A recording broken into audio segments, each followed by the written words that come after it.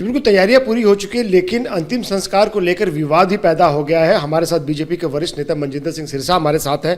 Sir, Congress ये कह रही है कि निगम बोध घाट पर डॉक्टर मनमोहन सिंह का अंतिम संस्कार करना देश के पहले सिख प्रधानमंत्री का अपमान है।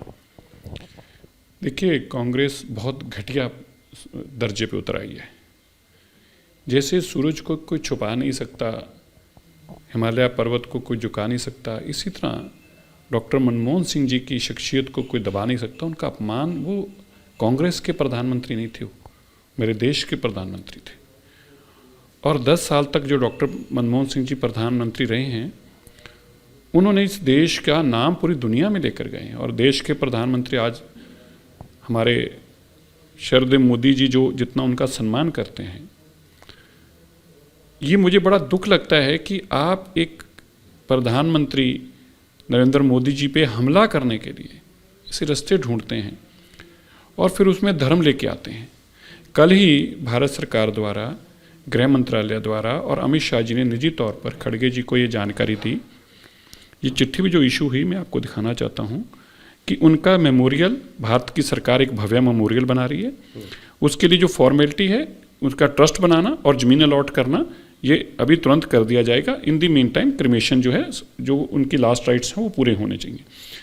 लेकिन कांग्रेस इसको इस कदर, उनकी माफ़ करना, डॉक्टर मनमोहन सिंह जी की इतनी बड़ी शख्सियत है और उनको किस काम में कांग्रेस इस्तेमाल कर रही है, आज ये देश के लोग जरूर देख रहे हैं। कांग्रेस का ये भी कहना है कि राजघाट के पास में उनको अंतिम संस्कार किया जाना चाहिए था, वहीं समाधि बननी चाहिए थी। अटल बिहारी वाजपेयी का उदाहरण दिया जा रहा है और ये भी कहा गया कि सिख धर्म में जहाँ अंतिम संस्कार वहीं समाधि की प्रथा है। देखिए, पहली बात तो सिख धर्म में कोई समाधि की प्रथा ही नहीं है। ये भी मेरे को जानकारी नहीं, कांग्रेस को किसने ये जानकारी दी? सुखजिंदर रंधावा ने कहा नहीं, उनको, वो बेचारे सिख ही नहीं है तो क्या जानकारी देंगे? ना सिख टेनेंट्स की जानकारी है, ना सिख परंपराओं की जानकारी है। डेफिनेटली जहाँ उनका सिख मर्यादा में ऐसा भी नहीं है कि उनकी कोई यादगार नहीं बनाई जा सकती, बननी ही चाहिए। और डॉक्टर मनमोहन सिंह जी तो बहुत बड़ी शख्सियत है। देश के प्रधानमंत्री नरेंद्र मोदी जी खुद उनकी इस बात की चिंता कर रहे हैं। अब देखिए, प्रधानमंत्री जी ने अपने कार्यक्रम तक के, पार्टी तक के 29 तारीख तक की रैलियां सब कैंसिल की। क्यों? क्योंकि डॉक्टर मनमोहन सिंह जी किसी एक पार्टी के नहीं हैं, वो देश के प्रधानमंत्री हैं और उन्होंने पूरी दुनिया में हमारे देश का नाम आगे बढ़ाया है। उनका जो सम्मान है वो कभी भी किसी पार्टी तक सीमित नहीं रह सकता। लेकिन मुझे बड़ा दुख है, बहुत खेद है मुझे इस बात का कि बहुत गंदे किस्म की राजनीति की जा रही है और कोई राजनीति का मौका कांग्रेस छोड़ना ही नहीं चाहती। जैसे रंधावा ने तो यहाँ तक कहा है कि बीजेपी सरकार पगड़ी को ऊपर नहीं देखना चाहती। अब पहली बात है, सुखजिंदर रंधावा तो क्या बताएंगे? वो तो 1984 के सिख कत्लेआम के जस्टिफाई करते थे। उनके तो पिताजी ने बाकायदा जस्टिफिकेशन दी और दरबार साहब पे हमले की जस्टिफिकेशन दी। मैं उस चीज़ों में जाना नहीं चाहता। देखिए, बहुत इस तरह की घटिया राजनीति ना की जाए। डॉक्टर मनमोहन सिंह जी की अंतिम यात्रा को इस तरह से, इन गंदे अल्फाजों से उनकी अंतिम यात्रा को ख़राब ना किया जाए। मैं तो कांग्रेस से आग्रह करता हूँ, ये पॉलिटिकल वल्चर जो चीलें बन रही हैं ना, राजनीतिक चील बन गई हैं कि जिंदों के साथ साथ जो इस दुनिया में ही नहीं रही, उनकी मिट्टी भी खराब करने पर तुले हुए हैं। ये बहुत शर्म की बात है। कांग्रेस ये भी कह रही है कि दिल्ली में समाधि के लिए, स्मारक के लिए जगह बहुत है, लेकिन बीजेपी के दिल में जगह नहीं है। अब वो क्या क्या बोल रहे हैं, तो मैं बता ही रहा हूँ, तो पॉलिटिकल वल्चर्स बन चुके हैं, चीलें बन चुकी हैं। जब एक भारत सरकार की एक नोटिफिकेशन जारी होती है, उसके बाद मुझे बताएं कि वो क्या बताना चाहते हैं। जगह बहुत है तो कौन कह रहा नहीं है? नोटिफिकेशन जारी हो गई कि भारत सरकार एक भव्य मेमोरियल उनकी याद में बनाएगा और उसके लिए ट्रस्ट कायम कर रहे हैं, तो फिर क्या बात, बताना क्या चाहते हैं? अब कहना क्या चाहते हैं?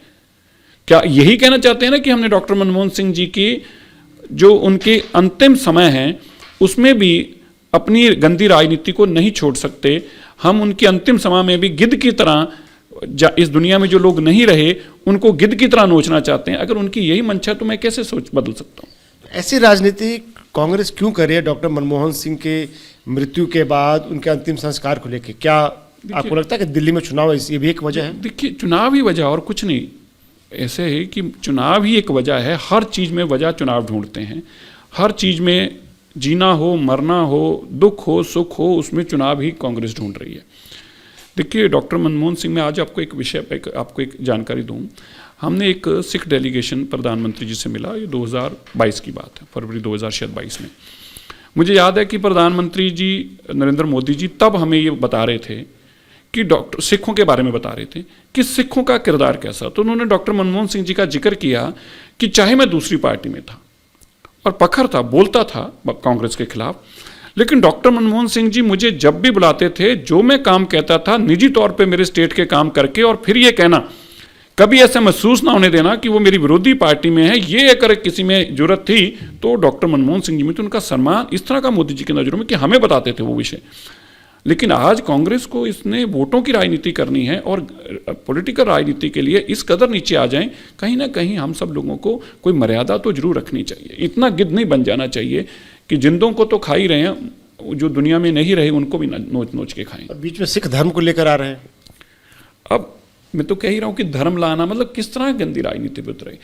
मैं तो आज देश क्या देख रहा है, मेरे नौजवान युवा क्या देख रहा है, एक बच्चा क्या देख रहा है, क्या सुन रहा है, सिर्फ यही गंदगी रह गई है कि आप जाने वाले दुनिया में से जा चुके लोगों के लिए भी आप अपनी गंदी राजनीति कर रहे हैं, फिर धर्म ला रहे हैं, फिर सिख वर्ड ला रहे हैं, फिर दस्तार ला रहे हैं, क्या क्या आप ला रहे हैं। डॉक्टर मनमोहन सिंह जी ने तो दुनिया के अंदर दस्तार का पूरी दुनिया में नाम ऊंचा किया है, और आप उनके जाने के बाद आज उस तरह से हालात बना रहे हैं कि इस तरह की उनके नाम पर गंदी राजनीति कर रहे हैं। ये अच्छी बात नहीं है, ओछी राजनीति और गंदी राजनीति है ये। शुक्रिया हमसे बात करने के लिए। कम से राजू यादव के साथ आनंद प्रकाश पांडे, TV9 भारतवर्ष।